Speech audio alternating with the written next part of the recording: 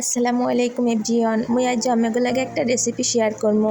মোর রেসিপিটা হয়েছে যে কাশি বিরিয়ানি রান্ধা। হের লাগে মুই লই লইছি প্রথমে একটা খালি করো, এর মধ্যে লই লইছি আদা বাটা লই লইছি 2 চামচ, আর এরপর লই লইছি রসুন ক্রাশ করা। রসুন মুই বাটতে লইনি ক্রাশ করে লইছি আলিশিয়া তো হের লিগে বুঝছেন। এরপর লই লইছি ধনিয়ার গুঁড়ো 1 চামচ এককালে, এরপর লই লইছি জিরার গুঁড়ো 1 চামচ। তাই আমাকে পরিমাণ বেশি লাগলে বেশি লইবেন আর কম লাগলে কম লইবেন। এরপর লই লইছি 1 চামচ পরিমাণে এককালে মরিচের গুঁড়া। টক দইটা ফ্রিজে আছিল আগে বাইর করতে মনে নাই, এখন বাইর করে লইছি। তাই বেমালা ঝামেলা করতে হয়েছে এই টক দই গলানোর লেগে। এরপরেও যাই হোক যুদ্ধ টুদ্ধ করে কিছুটা টক দই গলাই লইছি। তাই একটু নি না যতটা পরিমাণ এতটাই লইতে পারছি মুই গলাইয়া, তাই একটু যুদ্ধ বেশি করা লাগছে এই আর কি। তাই মোর দিকে খালি চাইছে এই দেখে না আমাকে চিন্তা ভাবনা করে আমরা মশলার পরিমাণ বাড়াইয়ে কমাই লইন যাই হোক। এরপর মুই লইয়া লইছি টমেটো সস। এই টমেটো সসটা মোর হাতে বানাই না, যদি কারো রেসিপি লাগে তাহলে মোদ্দারে কইন মুই এখানে দিয়ে দিমু রেসিপি। এরপর দিয়ে দিছি মুই আস্তা মশলা কয়টা দারচিনি এলাই সেইয়া। এরপর দিয়ে দিলাম আধা চামচ পরিমাণে এককালে গোলমরিচের গুঁড়ো, জানি জাল হয় বেমালা হেয়ার লিগে, তাই জাল বেমালা হইবে না কমই হইবে হ্যানে। এবার দিয়ে দিলাম 2-3টা কালে তেজপাতা, যদি তেজপাতা বেশি কম দিতে ইচ্ছা করে দিতে পারেন। এবার দিয়ে দিলাম পেঁয়াজ বেরেস্তা বেশি করে দিতে হইবে, তাই মুই এক লগে সব দিলাম না, আবার দিম হানে। এরপর দিয়ে দিলাম এককালে চামচ ভর্তি করে লবণ। তাই লবণ কিন্তু পরিমাণ মতো দিতে হইবে, বেশি কম দিলে খাইতে খারাপ হইলে মোর দোষ দিবেন না। এরপর দিয়ে দিলাম এককালে সোয়াবিন তেল। এরপর দিয়ে দিলাম ওই যে কাচ্চি বিরিয়ানির মশলা প্যাকেট ভর্তি করে জাকরাই মুই তো সব মশলা করতে পারি না, এই লেগে বাজার থেকে রেডিমেড মশলা কিনে এনে দিয়ে দিছি। এরপর দিলাম এককালে হাত দিয়ে লাড়া ডলে লাড়া দিলাম জানি মশলাগুলো মেশে।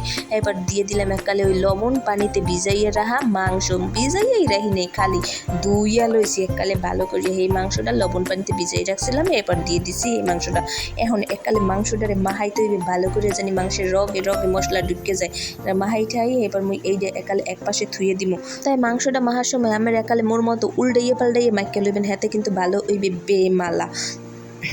মুই মনে করি যত মাহাইবে ততই মাংসের মধ্যে মশলা ঢোকে। যাই হোক মোর আর সময় নেই, মুই এখন আর বেশি মাখতে পারলাম না, মাংসটা পাশে ধুয়ে দিয়ে এখন মুই চাউল প্রসেস করতে যাবো গিয়ে। চাউল প্রথমে একালে মাইপে ধুইয়া এরপর লইছি।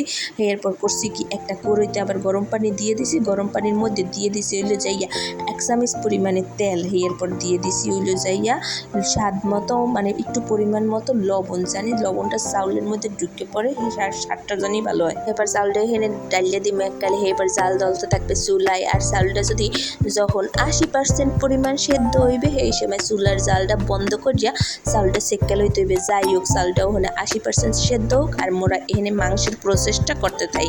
আমি কাশি সবসময় এককালে রান্ধি প্রেশার কুকারে, হের লেগে মাংসটা প্রেশার কুকারে ডালিয়ে দিলাম। আমরা তো কইবেন হানে আবার কাশি রান্ধি প্রেশার কুকারে কেমনে? আরে ভাই রান্ধা যায়, খালি সিটি উড়াইবেন না, দম দিয়ে রাঁধতে থাকবেন হেলেই হইবে। আমি মাংসটা কাশির মধ্যে ডালিয়ে দিলাম। এরপর দিলাম ওই করই দোয়া আর দোয়া পানি তো সেদ্ধ হইতে মাংস সেদ্ধ হইতে পানি লাগবে না, হেয়ে কি আর হইতে পারে? আমি দাঁড়ি থেকে পলাই মুই আলু বাজ্যে লইছিলাম, হেয়ে কিন্তু দেখাই নাই। যাই হোক আমরা বুঝে লইয়েন। এবার মুই ওই যে কইছিলাম পেঁয়াজ বেরেস্তা মোর আরও দেওয়া লাগবে, এই পেঁয়াজ বেরেস্তা বাদাম ক্রাশ করা আর কয়টা গোড়া সাইডে কিশমিশ লইয়া ওরম করে একটু ডলিয়া গোসে এরপরে এই আলুর উপরে দিয়ে আর মাংসের উপরে দিয়ে সিডেই দিয়ে দিলাম, জানি স্বাদটা একটু ভালো আহে। এরপর মুই বুলেট সুডে প্রেশার কুকার বন্ধ করে দিছিলাম, কিন্তু পরে চিন্তা করে দেখলাম আহারে চাউলের তো দিইনি। পরে আবার খুললে এই চাউলগুলারে সেকে এককালে এই মাংসের উপরে এককালে হাজাইয়ে গুছাইয়ে বসাইয়ে দিছি, লগে দিয়ে দিছি লিকুইড দুধ আর উপরে দিয়ে ছিটাই দিছি একটুখানি ঘি। এরপর এই প্রেশার কুকারের ঢাকনা আবার আটকাইয়া এবার হালকা আছে চুলার উপরে 30 মিনিট ববাইয়া থুইয়ে দিছি, জানি সিটি না বাজে। কোনো রকমেই সিটি বাজান যাইবে না, সিটি বাজলে কিন্তু রান্দা হইবে না। যাই হোক এরপর হালকা আছে রানতে এরকম এককালে মোর রান্দা কমপ্লিট হয়ে গেছে। আর কমবুকো এককালে গেরা নাইতে আসলে বেমালা যা কইয়ে শেষ করন যাইবে না। যদি মোবাইলের মধ্যে স্বাদ আর গ্রান লওয়ানোর ব্যবস্থা থাকতো তাহলে মই কিন্তু আমেগো লওয়াইতাম। তাই এই পর্যায়ে মোর এখন খাইতে ইচ্ছা করতে আসলে বেমালা আমি করে কি দেহামো। যাই হোক মুই এখন এককালে খাইতে বইয়ে গেলাম টপ করিয়া। লোক ঠোপ দিয়েন না কলম বাপু, হেলে কিন্তু পেটে ব্যথায় বাঁচমু না। যাই হোক খাওয়া শেষ হয়ে গেছে, পেটে ব্যথা করলে এখন করুক, আমরা দেখে জিব্রার পানি হেলাইতে থাকেন। এই পর্যন্তই মোর আসিল আজ ভিডিও, তাই আমরা ভালো থাকেন। আল্লাহ হাফেজ।